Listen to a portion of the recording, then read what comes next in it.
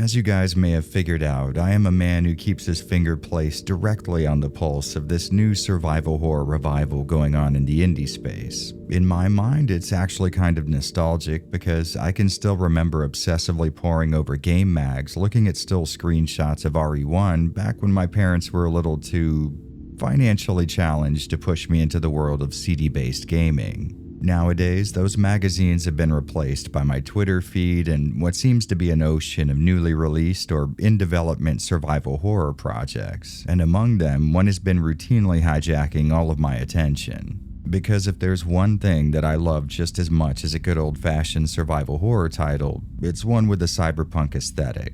So does Hollowbody live up to the kind of expectations one might have when those two words are used in the same sentence? Well, that's exactly what we're here to find out. What's up, guys? I'm Jared, and this is Avalanche Reviews.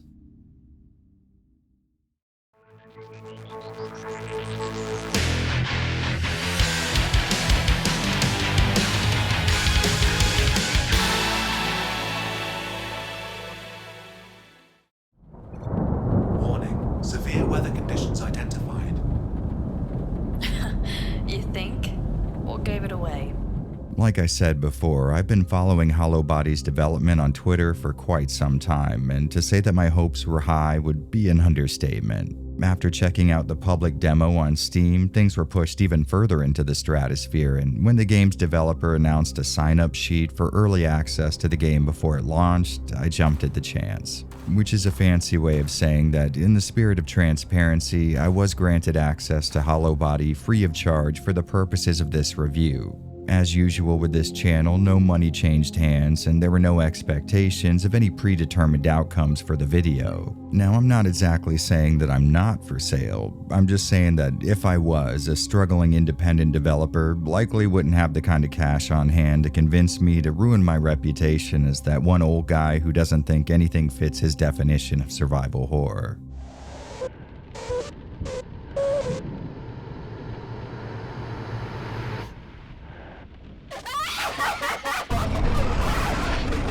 Hollowbody starts out with one hell of a hook for its opening. A starting text crawl lets us know that at some point in the future there were devastating bioterror attacks on a few cities in the British Isles. Adding insult to perpetual injury, these cities were already centers for low-income workers and families. To keep this unknown contagion from spreading, the cities were cordoned off, with only the most high-value people being able to make the list of rescuees. As you might imagine, the rest were left to rot as the walls were erected around the infected hubs, and eventually ordnance was rained down on their heads.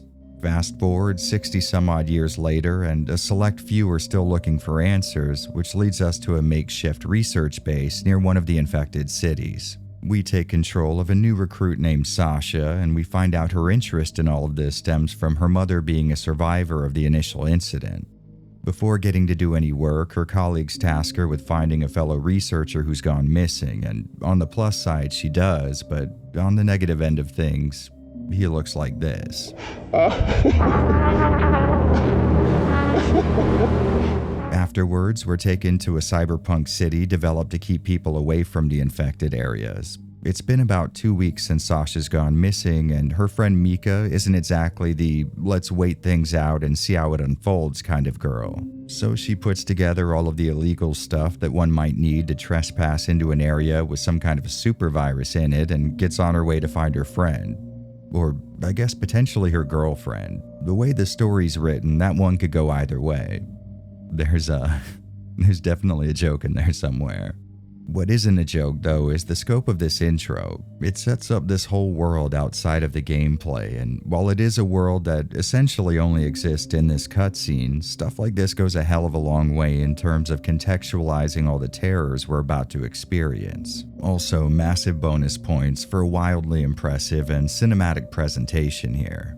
As Mika flies over the quarantine city, bad weather moves in, and instead of riding the storm out safely, she elects to continue just a bit longer to Sasha's last known location. A decision that proves foolish almost immediately as a lightning strike renders her hover car useless and she plunges into the desolated streets of the city. When our girl wakes up, there's two main issues. One, her radio can't get a signal due to the storm, and two, she still needs to find Sasha. So the new plan is to make it to the top of a nearby apartment complex and attempt a call from its roof. In this starting section, you can do some cursory exploration and come across one of the game's storytelling devices. In some sections of this city, your radio will start to chatter, and if you use it from the menu, you're treated to a sort of verbal flashback of the events that led up to the city's current condition. This is absurd. You have no right to tell us what to do. Just wait till my man hears about this. Now, these are killer for world building, outside of the already masterful visual elements doing that job, but they do play into an issue that I'm going to have to go over later. Hollowbody follows genre doctrine by breaking its narrative into two distinct parts. First, there's the parts of it that are delivered through actual voice dialogue. As usual, these sections make up the smaller portion of the story and are almost exclusively used to directly relate to the main character and her struggles. Then second comes the obvious readables: journal entries, news articles, research papers, and notes scrawled in desperation. These are going to make up the bulk of the story content, and for those of you who aren't familiar with survival horror, they have a bit of a quirk to them. These documents are mostly used for background detail, and you're going to have to sift through what seems like unrelated information to really get at the important stuff. It's actually really fun going through unrelated personal details or news snippets, reading in between the lines to give your current situation further context. It genuinely makes you feel like you're playing an active role in the story unfolding, as opposed to it being told to you outright. And speaking of which, as we explore the apartments and the area around them, we find out about a real estate management company looking to turn the poor, ghetto-like structure of the city into the kind of affordable but high-quality housing that its denizens would likely want it to be. Which is a pretty altruistic endeavor, but as we continue digging up dirt, things start to muddy from a moral perspective.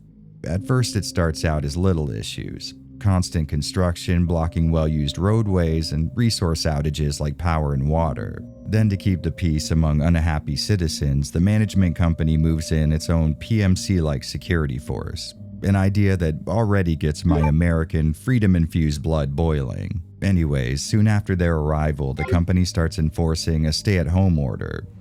It's just a precaution. All residents are advised to stay in their homes until further notice.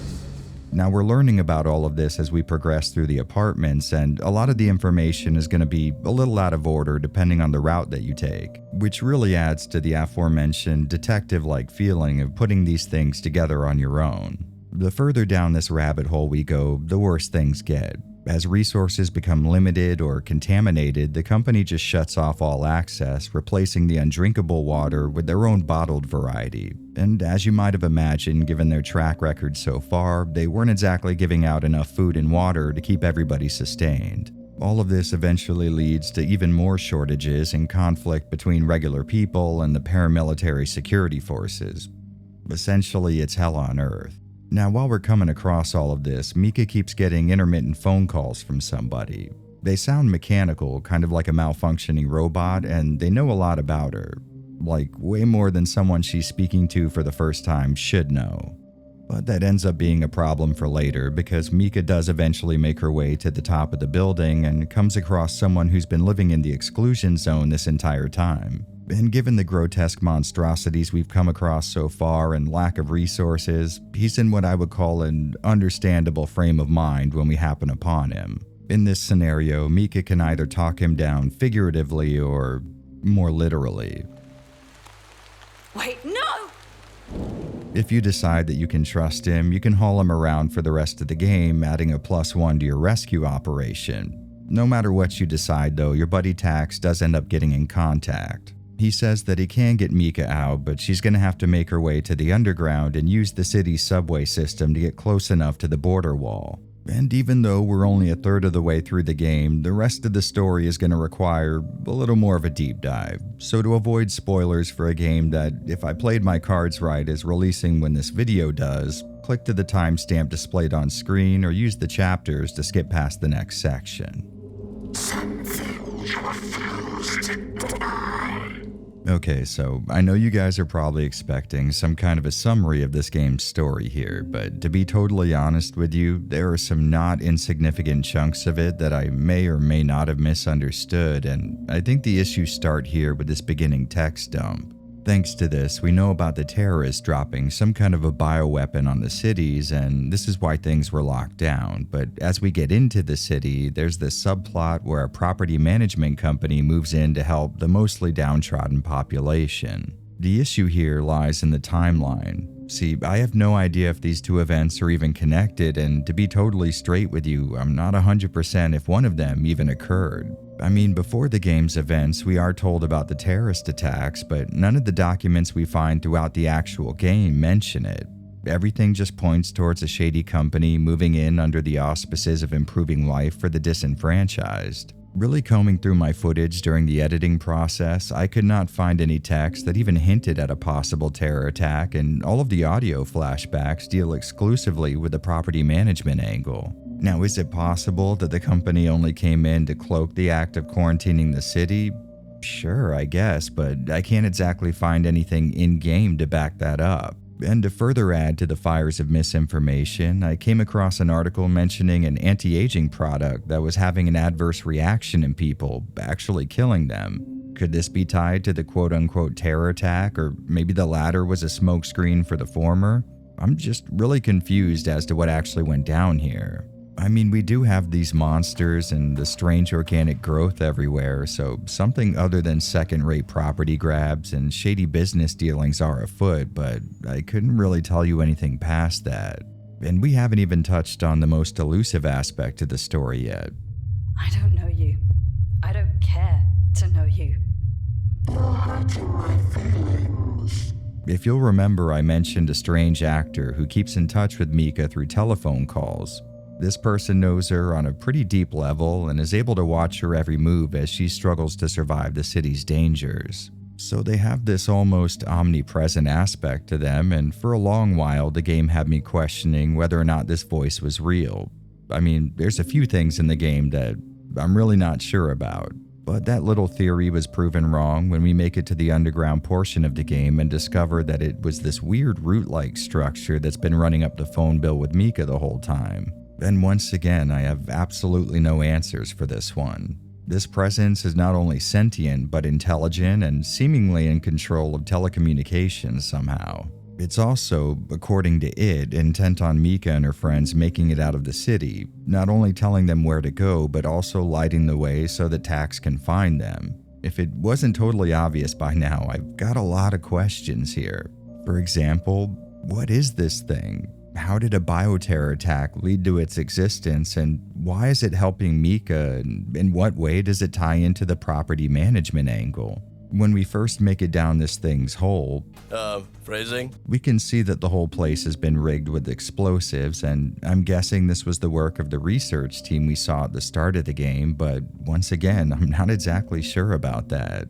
If we dig in really deep and get extra analytical, the guy on the rooftop mentions that he was raised by someone he calls mother, and when Mika asks him if he means his own mother, he says, our mother. So is he talking about this thing? I mean, it does refer to itself as mother at one point, and if that's the case, did this growth somehow involve itself with the survivors, or is he just hinting at siblings that he may have had at some point? There's just a shit ton of story that seems to be up in the air with this one, and I'm not 100% sure I'm working with all the pieces I need to put it together myself. And I know what you're thinking. Maybe the game's ending holds some of the much needed answers, but that's a big ol' hell no. The last cutscene of the game has Tax heading inside the tunnel and eventually coming across Mika, but then he drops to his knees, presumably under the control of this thing, while we cut to a shot of Mika looking all messed up, with the root thing telling her that Mother will keep her warm. The rest is just Mika describing the first time she met Sasha. Then the after credits scene, which I think is linked to me getting the good ending, shows a totally different scenario where the guy we rescued is trying his hardest to resuscitate Mika as Tax sits with his head in his hands, and for some reason Sasha's nowhere to be found. So with all that being said, consider me lost. Alright, so for those of you who skipped here to avoid spoilers, Hollowbody didn't exactly come to a conclusion that I could understand. There seemed to be several narrative pieces in play, but I just couldn't find enough material to link them all together. According to the endgame score, I came across 17 documents and 7 of those audio flashback signals, but I don't really have an idea of how many there are in total, so there might be a chance I'm missing some key information. Even if I am, though, there are events in the ending that would certainly need a lot more than documents to fully explain. Now, heading in the other direction, there is always the chance that this story was meant to inspire speculation in the same way the good Silent Hill titles were. The only difference, though, is that the SH games include all the information needed to figure out the concrete, real series of events that took place. And given the 2 full playthroughs I have under my belt at this point, I haven't been able to find enough in Hollowbody to say that it follows in those same footsteps.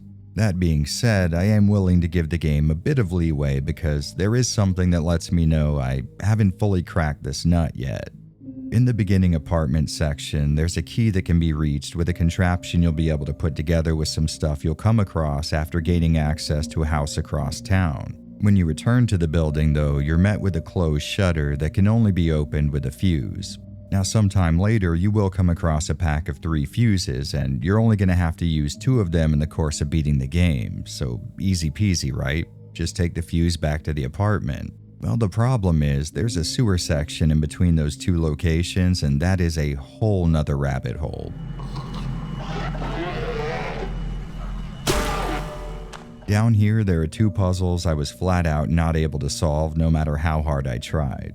This series of locks are obviously important, but it seems like I need to place 4 hearts in these 4 hands before I could get to a point where I can mess with them. Which would be easy enough. I mean, I can get to all 4 hearts, but every time I walk into the room where I need to place the last one, it turns into a different room, which exits me into a long winding tunnel that's blocked on one end and leads to an exit ladder on the other. Using New Game Plus and the unlockable ultra hard difficulty mode, I have tried collecting these hearts in differing orders or placing them at different times, but I just can't seem to get to a point where I can solve the puzzle. Every single time, passing through the room's one and only entrance with either the last heart or all 4 hearts in your inventory teleports you to a tunnel where the only way you can go is forward.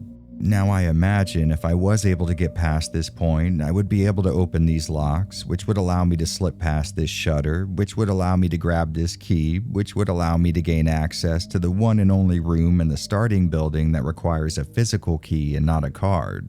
So for all I know, there is some much needed context still buried deep within the game using puzzle solutions I just flat out wasn't able to wrap my head around, which is one of the few issues with gaining access to a game before the general public. I do usually like to solve every puzzle and figure out every story beat for myself when I make these videos, but I'm not too proud to admit that I also count on user-made guides for aspects that keep me this stumped for this long. And that's not really an option when it's just me and a handful of other content creators playing through the game at the time I'm writing this script. As you can imagine, this adds a bit of frustration to the process of trying to summarize all this for you guys, because on one end, this game has a way too open to interpretation kind of ending where a lot of information is left out, or on the other, I'm just too dumb to have figured out how to gain the needed context that would make the picture come into a much clearer view.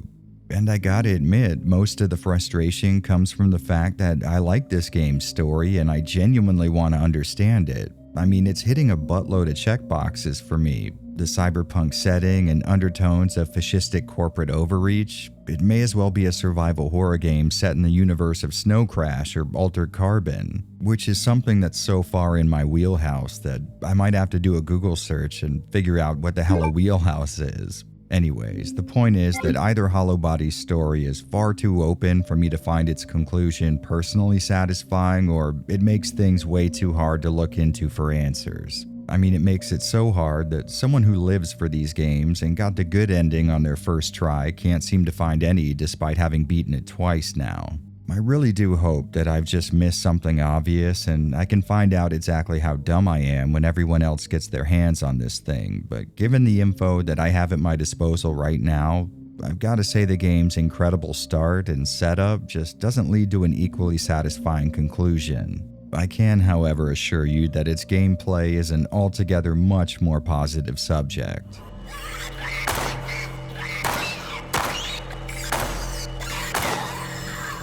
In the pantheon of new survival horror titles, it seems like most of the heavy hitters are going after the Resident Evil side of the spectrum in terms of gameplay and mechanics, which, believe me, is perfectly fine in my eyes, but because I do spend so much time talking about Capcom's darling zombie series, it can be kind of easy to forget that there's a second side of that coin. Where Resident Evil was holding down the fort in terms of scares and scarcity, Silent Hill was a little more comfortable making its fans question reality and their place in it.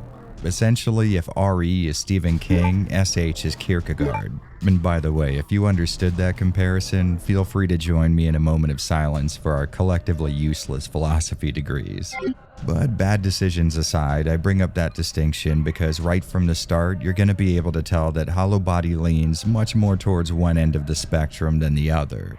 And if you had any questions as to which side I'm referring to, the first few minutes of the game are going to lead you right into a masterfully done homage to SH1's iconic cinematic alleyway. But before we get too deep into the weeds, heading back to the very beginning, this game has 2 selectable difficulty modes along with an even tougher challenge unlocked after beating the game. Of the 2 initially available modes, one is the developer-intended experience, and the other one is for people who want to play something a little more laid back. And I know your initial reaction to this might be to recoil in horror, but I think it's kind of cool to allow people who might be new to the genre or just aren't very good at video games to get into an awesome survival horror title without the intimidation that these games can often give off. That being said, you know damn well here on this channel, we're going for the most nail-biting, tough challenge Hollowbody can throw at us, and on that note, I would say its unlockable punished mode is probably my favorite way to play it. Much like the series it's looking to emulate, I found things to be relatively breezy as soon as I figured out its quirks. Just like my experience with any of the good Silent Hill games, in Hollowbody I was flush with ammo right up until the end, and I had more than 10 healing items on me going into the final stretch. Of course, not everyone's going to have the exact same experience, but personally I found Punish mode to offer the most tense playthrough. But that being said, this was not the case at first. Even on the normal mode, it only takes a few hits to send you to the game over screen, and depending on the enemy, those hits can be delivered at a rapid fire kind of rate.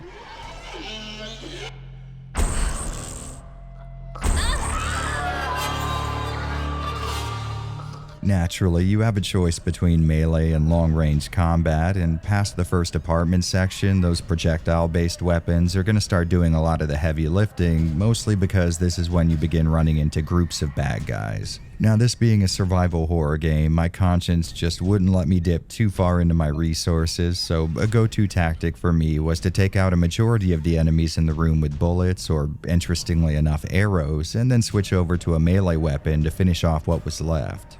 But like I hinted at before, it took me a while to get the hang of the close quarters combat. Initially, I thought I'd take a slower approach, letting a monster wind up a hit, rushing in for a single counter, and then backing up to continue that pattern. And while this does reliably drop your antagonist, not only is it really slow, but it does nothing to prepare you for the second phase of strictly melee-based encounters. See, when you do enough damage, these twisted mutations will drop to the floor, and in some kind of jujitsu logic, these things are significantly more dangerous on the ground than they ever were standing up. As they crawl, they can move pretty fast, and their attacks can be executed with little to no weight in between them. Oftentimes, I would find my patented backup and wait method would lead to a bad guy dropping to the ground, and then the time it would take to close the gap and stomp them to death would give them just enough of an opportunity to give me a nasty case of death via shin punches. So I was forced to develop a new plan. Rush in like a meth head and slam on the attack button until my finger goes numb, which I found to be a much more reliable process. I mean, compared to my previous strategy, I almost never took damage in a one-on-one fight unless I messed up my spacing while baiting out that first attack. It seems like there's a bit of a pause between them falling to the ground and subsequently going Super Saiyan, so the best move I found is to stay in close, which is going to allow you to keep raining down blows before they get a chance to start stun locking you from the floor. Overall though, I would say combat is pretty satisfying once you figure out how to approach it, and it does a great job of emulating what you might find in any of the initial/good Silent Hill games. And speaking of that series, Hollowbody also makes more than liberal use of its camera system, specifically what you'd find in the PS2 titles of the franchise. And if you've never played one of those entries, this system can be kind of hard to explain verbally. Essentially, it's a free camera that will more often than not be stuck to your character model. Anytime you change direction, the camera's going to start slowly swinging so that it can maintain a behind-the-character kind of perspective. But because movement can be slightly erratic and the camera is really slow, you can often put it in a constant cycle of trying to keep up with you. I find that while this is still the case in Hollowbody to a degree, it's not quite as jarring as it can be in Silent Hills 2 or 3. It's kind of hard to pin down why that is, but there seems to be a little smoother of a transition between camera positions. And like the two aforementioned titles, there is the expected button to center the camera a little faster to your back, which again somehow works a little better than it did in those games. Once again, walking SH's well-worn path, there are other perspectives to account for here, and my beloved fixed camera system makes a showing. This type of view is used quite a bit throughout the game, but you'll see it mostly when an item that's important needs to be seen or when you've come to some kind of a roadblock. And I don't think I'm going to be dropping any kind of surprise bombs on you guys by saying that I wish it showed up a little more often. And besides my own bias, it's because the game has a great eye for creepy camera placement, and the fact that it stays ever so slightly in a wobbly kind of motion gives off hard voyeuristic vibes. Every time one of these perspectives came up, it was hard to shake the feeling that I was some kind of unknown force in the game world, looking in on stuff without my character knowing I was there, which was only made even more effective with one of the late game revelations. Of course, this being a survival horror game, there are a number of puzzles that are going to need to be solved, but for once, unlike Silent Hill, they tend to hover more on the point-and-click adventure side of things, which means you're going to come up against a dead end and need to backtrack to find some kind of half-obvious, half-moon logic item to allow further progress. My advice on that front would be try everything in your inventory on everything you come up against. And I'll say the game is actually really helpful on that front because it'll automatically open up your inventory if you have the item needed to complete a puzzle, but not if you don't. I will warn you though, one of the only puzzles in the game that takes SH's more read a document and intuit the solution from its buried contents approach is right at the start, and it stumped me for a good long while. I won't ruin its solution here or anything, but while playing the demo a while ago, some of the people in my chat were able to figure it out pretty handily, so there's a slight chance I'm just a brainlet. Which I think leads nicely into this next point. I'm kind of embarrassed to admit that I was 2 or so hours into the game before I figured out that these munition crates on the ground could be stomped for extra ammo. The entire time before this revelation, I kept wondering to myself when the game was going to introduce some kind of RE3-like system where I could blow these things up for easy kills, which I would say is at least a little understandable on my part. Moving on, as you make your way to the top of the apartment building, you'll come across this guy, and according to how you interact with him, you can effectively turn the rest of the game into an escort mission. But before you get too mad, it's handled really well for the most part. I mean, you won't need to wait for him to catch up to you before leaving an area or anything. The guy just sort of teleports right next to you when you go through a door, and even though he does seem to have a pain state when being hit by enemies, I wasn't able to get him to actually die.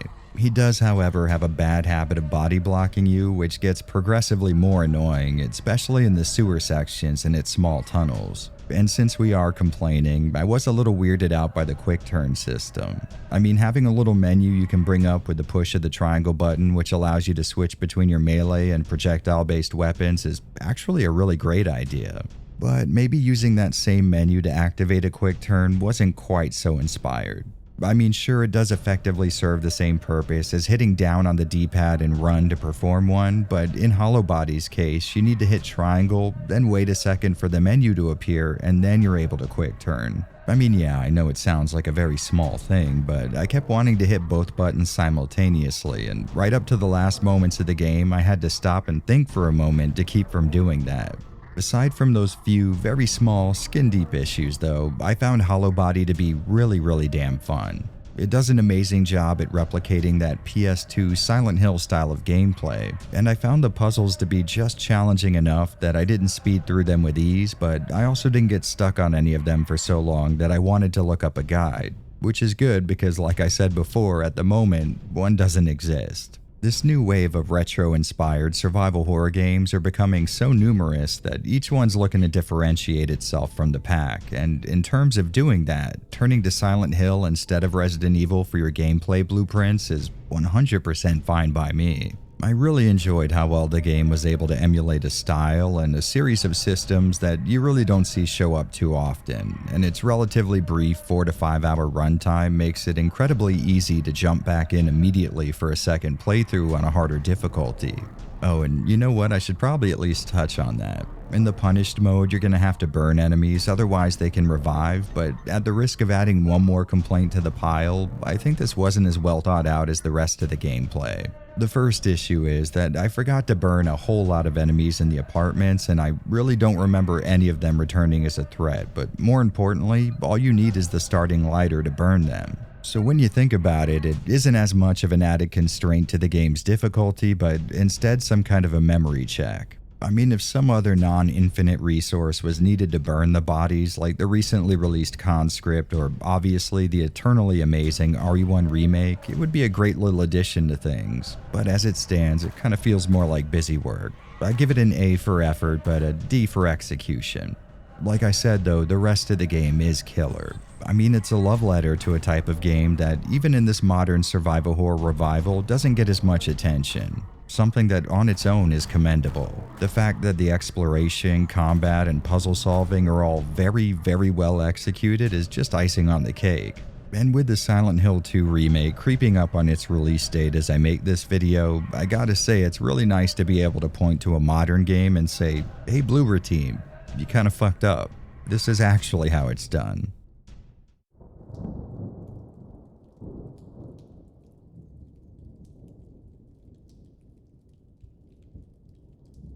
If there's a single word I think perfectly sums up Hollowbody's presentation, it would be ambitious.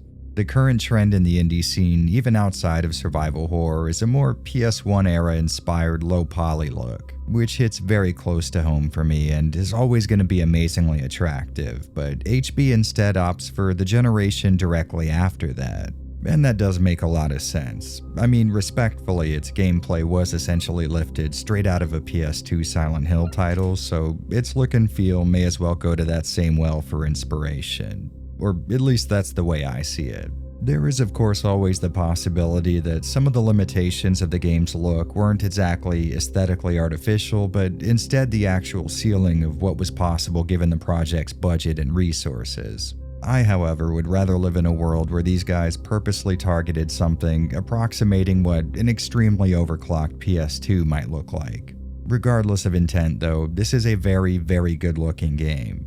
I've already mentioned how impressive its intro is, but I think it serves a really great purpose outside of wowing the player. Setting up that this futuristic cyberpunk world exists outside of the events of the gameplay really contextualizes how bad things have gotten in the exclusion zone. Plus, who doesn't love a moody looking out the window at a technological megalopolis scene? She's still out there, Tax. Somewhere. Scared and alone. The rest of the game, by comparison, is very dark, desolate, and I don't want to say more simplistic, but definitely not the densely populated cityscapes you'll see in the first few moments of the intro. Now personally, I've always had a thing for environments that resemble contemporary urban areas you might actually come across in your everyday life, except ravaged by time and disuse, and as you can see, Hollowbody has this in spades. The starting apartment complex does a great job of getting across the idea that this place was once a perfectly normal hub for people coming and going, but has long since been shaped by the destructive nature of the city's fall and the select few who came after and made it the location of their last desperate stand.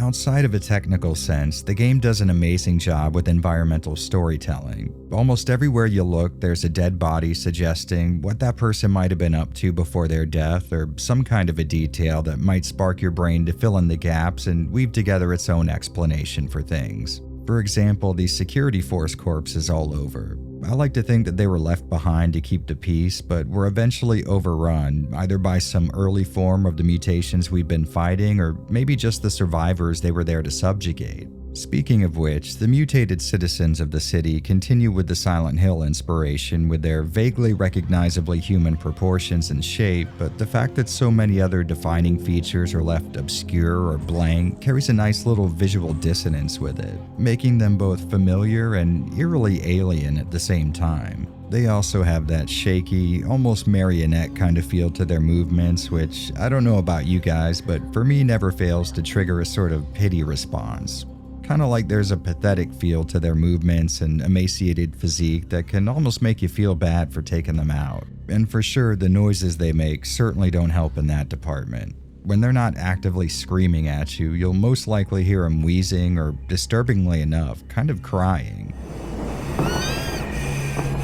Now, lighting is obviously an important part of any kind of horror game, but it's not often even AAA developers do things this correctly in my opinion. See, I've always felt that darkness in a game should be absolute darkness, and thankfully Hollowbody seems to agree. In most scenarios, outside the cone of your flashlight, things can be incredibly dim, almost approaching completely black, and it doesn't seem to be a draw distance, save on resources kind of thing, because if you look real hard, you can make out that the environment is fully rendered outside of the light. It's just accurately recreating the effect of only being able to see what's being lit.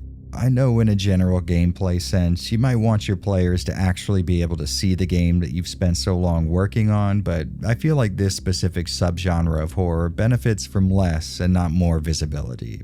Keeping with the cyberpunk setting of the game, we've got a lot of cool futuristic flourishes, like this readout that displays when you get near a dead body that not only identifies them, but also lists what caused their death. Sure, none of it's necessarily needed in a lore sense, but it's a small touch that I really enjoyed. Plus, I got a kick out of the idea of someone on the team painstakingly looking up a huge variety of medical diagnoses and inserting them into the game. In that same vein, the inventory screen is expectedly futuristic and Silent Hill looking, although I will admit that I encountered a few visual glitches that stayed with me for the entirety of both of my playthroughs. Outside of that though, being able to see Mika's eye while sifting through my items is really damn cool, and I know I'm in the minority as an appreciator of good inventories, but I just have to comment on stuff when it looks this slick. There are expectedly some areas where I think the independent nature of the game's production can pierce through the solid visual feel, but like I've already talked about in previous videos, I'm not really sure if I could be trusted to comment on things like that objectively. I've just always valued art and intention much more over execution with these retro revival titles, and as a guy who can legitimately look at a game released more than 20 years ago and say without a hint of irony that it not only competes with but often trumps most modern releases, I'm not really sure my brain is fit to reliably analyze anything visually. So instead, let's say this. Hollowbody is exactly what I wanted it to be graphically speaking. Both impressive in how accurately the team was able to portray the PS2 generation of game development, and in how they implemented more modern amenities like per-vertex light casting and 4K render resolutions. Oh, and I should probably also mention that one of the unlockable features is a first-person mode, something that can be really fun to play around with, but the melee combat is sort of annoying and sometimes you could see the inside of Mika's brains. So it's more of a spiritual, we had room on the disc so why not type of thing. And since we are at least slightly trending more negative, I will admit the camera was a bit of a bugbear for me. On the plus side, I feel like it did a great job of mimicking the way SH2 and 3's camera operated, but tweaking things so that it wasn't as nausea-inducing. But at the same time, it also caught on the environment non-stop. Taking corners will often force the camera to move in really quick, unnatural ways, which never failed to surprise me for a second. I would get used to its normal swaying movement, and then all of a sudden it would snap in and out of position at light speed. Outside of that though, I really enjoyed the mix of traditional fixed and non-fixed perspectives. The two just perfectly fit together and made for a cohesive feel despite them being really damn different. And before we close this section out, I have to comment on the game's music. With all of the attention going into recreating so many aspects of Silent Hill, you might expect an Akira Yamaoka-esque medley of industrial metal clanking noises accompanied by modulated screaming. But Hollowbody instead goes for a more somber and ambient approach that ironically fits more into the mold of a Fatal Frame title than an SH one, which means it's less a collection of music and more of a series of mood-enhancing sounds stretched out to a song's length. The usual track in the game will consist of a single sonically altered sound that will play out for a hell of a long time before it crescendos, and as that sound starts to lower in volume, it's replaced by a different but roughly similar sound which will follow the same formula. And I know that sounds like a complaint, but the notes being hit do an amazing job of representing their environments and manipulating the mood of the gameplay.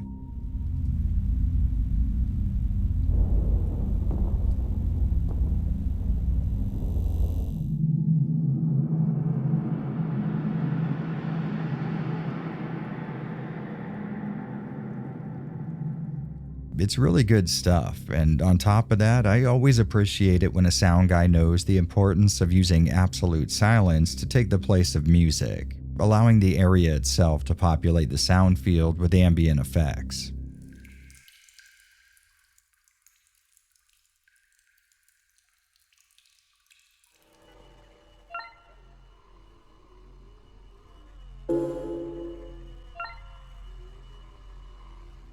Look, when we get right down to things, the real takeaway here is that these guys endeavored to put a skate park in their biological hazard zone, which is laudable, but the grind rail is way too close to the pyramid for anyone to realistically have a good run-up or landing when using it.